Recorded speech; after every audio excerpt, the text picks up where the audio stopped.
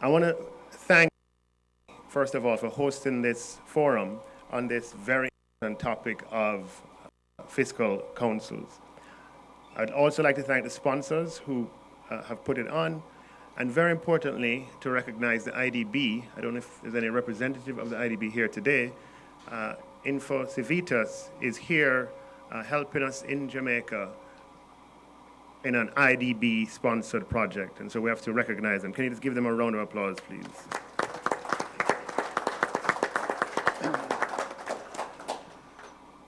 In April of this year, the Cabinet approved the concept of a fiscal council and approved the retention of the Canadian firm Info Civitas to help us with its design and its implementation. In May of this year, I gave a policy address outlining the context in which this institution would emerge and what it is that the government was thinking. I also outlined at the time that we'd be engaged in a consultative process because we want the emergence of this institution to reflect the concerns and needs of Jamaica at this point in time, for it to be really an indigenous institution and one that is broadly owned. As a result of that, Info Civitas has been here for this entire week, meeting with various groups of stakeholders to ensure that the thoughts and input of a wide cross-section of groups in society are taken into consideration as we embark on this very important exercise.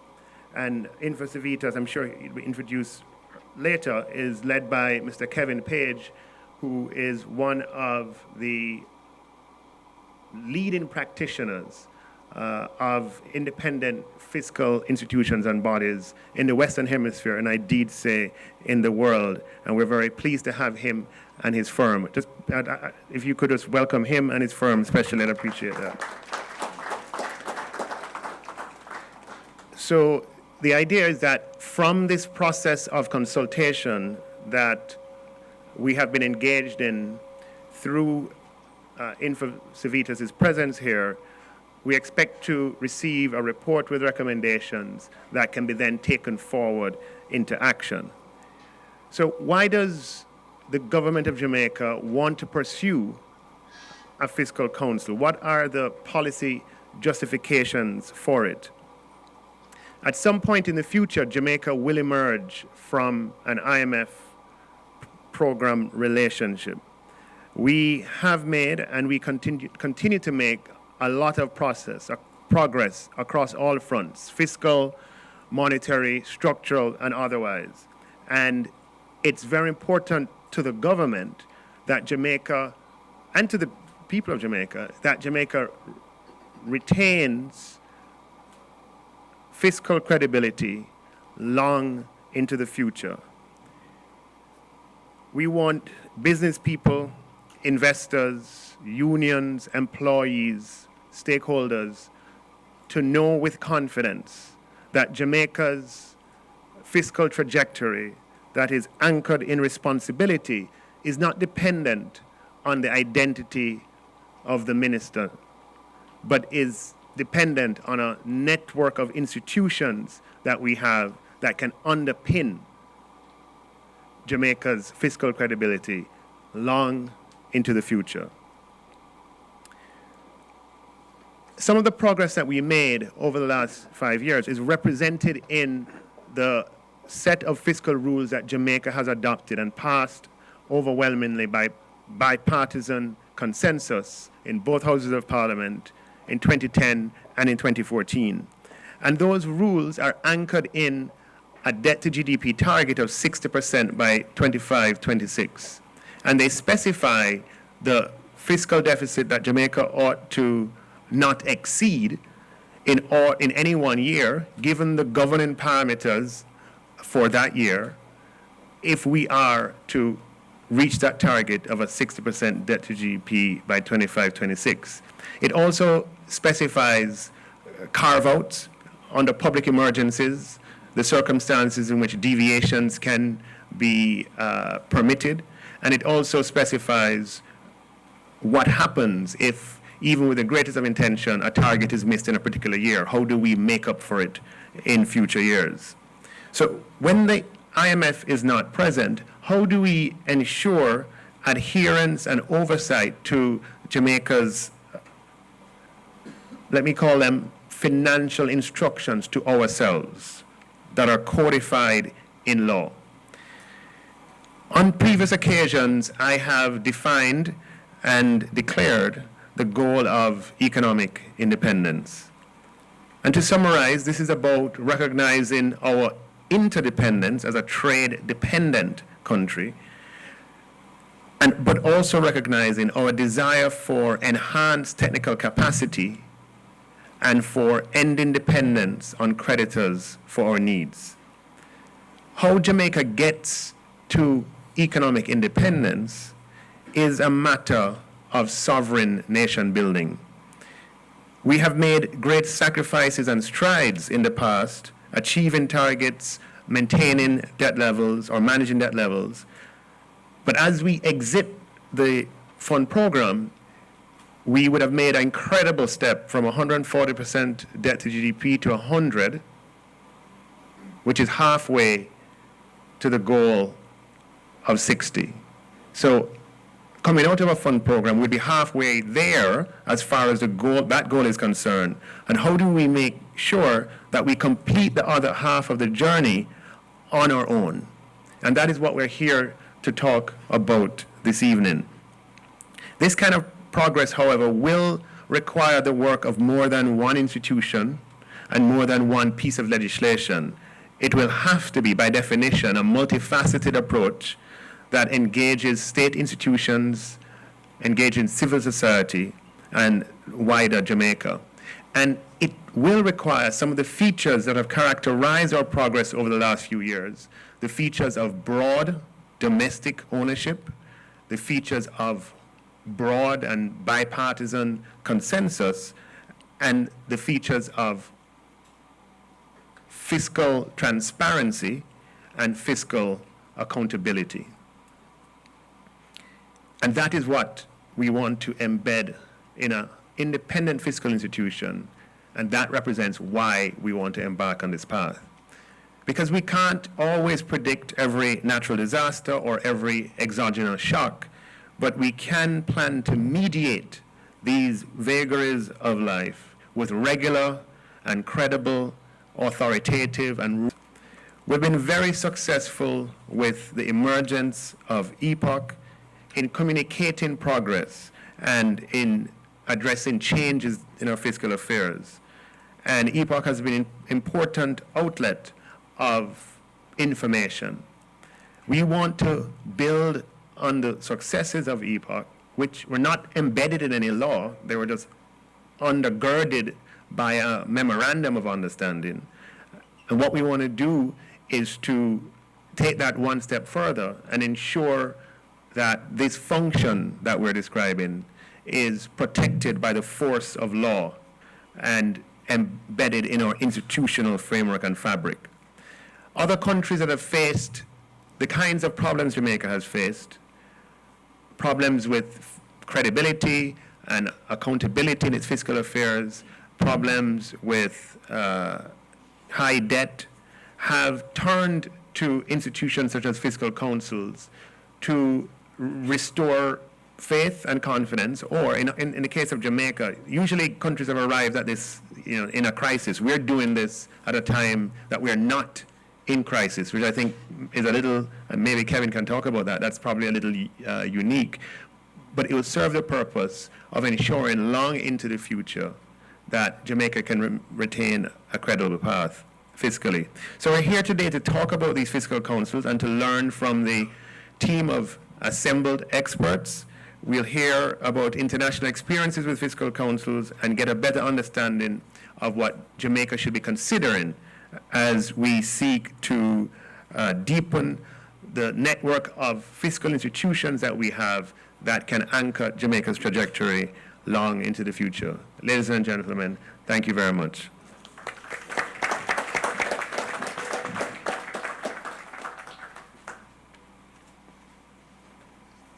Thank you very much, Minister Clark. Before going to the next speaker, we have to recognize the presence of Minister in the Ministry of Finance and the Public Service, Minister Favour Williams.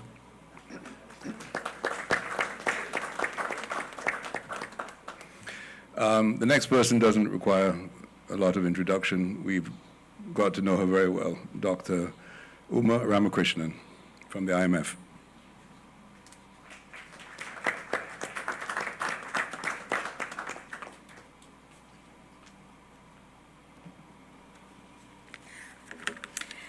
Thank you for this opportunity. Good afternoon, or is it good evening, everybody? It's good to be here in CAPRI again. I want to talk today a little bit about, in the context of Jamaica and where there's a lot of discussion about IMF exit, what I want to take a little stock of where Jamaica came from, where Jamaica is, and where Jamaica needs to go as the engagement with the IMF comes to closure. And the closure is still a long ways off, in the sense it is until November of next year that the closure, the exit officially will happen, but there's a lot of preparatory build-up that would be needed in that direction. But I want to start with taking 30 seconds to sort of give a time-lapse snapshot of where Jamaica started with the IMF, and I want to take stock in order to show where we are now in terms of the fiscal angle. So for about three to 4 decades, there has been an on and off serial relationship with the IMF, where there has been an on-off relationship on a program. Many times the program went incomplete. Many times the program reviews were not completed. And all throughout the process, there have been, through the various political cycles, through the various policy reversals, through the various disasters, through the financial crisis of the late 90s, through all this, debt has accumulated, and then accumulated, and then accumulated some more. So if you fast forward that period to 2012, debt was at about 145% of GDP. Hurricane Sandy hit. There was foreign exchange reserves were precariously low, and the country once again came to the IMF for a program. Fast forward now, 2013 was when the program was approved. There was an extended fund arrangement, and then a second program, the precautionary standby arrangement that the country is in now. And where are things now? Debt from 145% of GDP is down to about 100, a little over 100 right now, expected to go below 100 at the end of this fiscal year. And various macroeconomic variables have been entrenched in the stable zone, and we are well into the process of recovery. Unemployment rate is at 11-year low, poverty is reducing, job creation is improving. Growth is something we are still working on, but I'm confident that the dividends of the reforms that have taken place are just around the corner. What changed? What changed between all those engagements with the fund in the last 4 decades and the last 5 years? The relationship with the IMF, I would call it a partnership with the IMF, has been one that is unprecedented, and if I may dare to say, unique compared to, I would say, by global standards. The uniqueness of this partnership does not come, I would like to say that it is not, the story is not about the IMF being here, the story is about Jamaica. The story is about Jamaica because the ownership, the commitment that came across 2 governments, through society, through public sector, through private sector, through unions, across the board. This is a very special ownership process that we have seen, and this institution, this informal institution called EPOC was created for the first time that I know of anywhere in the world. So the engagement that we saw is, I think for me, it is remarkable, and I want to recognize Jamaica's ownership, and we enabled this outcome that Jamaica is at today. So what was the enabling process that we provided, we being the IMF? I would say that we provided 3 roles and maybe a 4th one as a footnote. We have provided technocrat services in that we have crunched numbers, we have worked with macro fiscal forecasts, we have worked with the central bank on and PIOJ on growth, inflation, foreign exchange, all those forecasts. So we have provided the technical sort of technocrat services. We have been policy advisors. There have been a lot of tax policy reforms, financial sector reforms, foreign exchange reforms. We have BOJ reforms. There have been several reforms that we have provided advice on, which the government has incorporated into the program. And the other role, and this is where we have the monitoring role and the sort of the watchdog role, which came with a carrot and stick approach that if you continue the reforms and keep things on track, we are able to release money that is associated with every review that was completed. The EFF, like clockwork, except for one during the 2016 election, and there was a delay only because of the election, from 2013, from the time of program approval through now, and this is an incredible record, and again, I would dare say there are not very many countries in the history of the fund that have had such a record. It is one where it has gone on like clockwork. So, Jamaica, the ownership that the country has shown, and the commitment that both parties, political parties, have shown to this fiscal discipline, I think is to be cherished. And the question is, can this be maintained going forward? And this is where I think the various aspects that need to be built on need to be considered carefully. And the various aspects include, I said we played a role in technocratic role. So how does that translate in the Ministry of Finance and the various agencies in order to build the technical capacity that would be needed so that macro forecasts are made, analysis are thorough, and questions are asked where there's an overarching fiscal responsibility law directing the government to a 60% target, are the policy framework guided in that direction? That's a question that needs to be asked. The policy role, I think that is where the government's commitment has to be retained, and that's where I think the Fiscal Council would also have a role to play in assessing whether the government's targets and the policies that are associated with it are in line to meet the targets. So that's, I think, one of the roles that the Fiscal Council would need to be playing in enabling the government to meet the fiscal targets. And the monitoring role, again, EPOC has, I think, played a significant role in the monitoring in addition to what we did. I think the important role played by by EPOC was being a watchdog, both in terms of seeing whether the targets were met, but I think the more important role that EPOC played was in communicating and educating and interacting with the people on the importance of fiscal discipline and meeting these targets. And that, I think, is an important role that any institution going forward would have to play. And the other role that we have also played, I said it's a footnote, it's a coordination role where when we come here, we go from institution to institution to institution, asking questions, getting data, doing the analysis. And we have been able to bring various parties together to do to help each other and understand each other. And so that I think is another role that needs to be played. And there's a capacity building that needs to be done accompanying the development of any institution that would be related to a fiscal council. So I would say that the enabling role that we have played is only to support Jamaica's ownership of the program. That ownership, it has to be sustained, and any institution that is created will only be as successful as the policy commitments that the government is willing to execute on. To me, that is the most important part of this exercise. Thank you.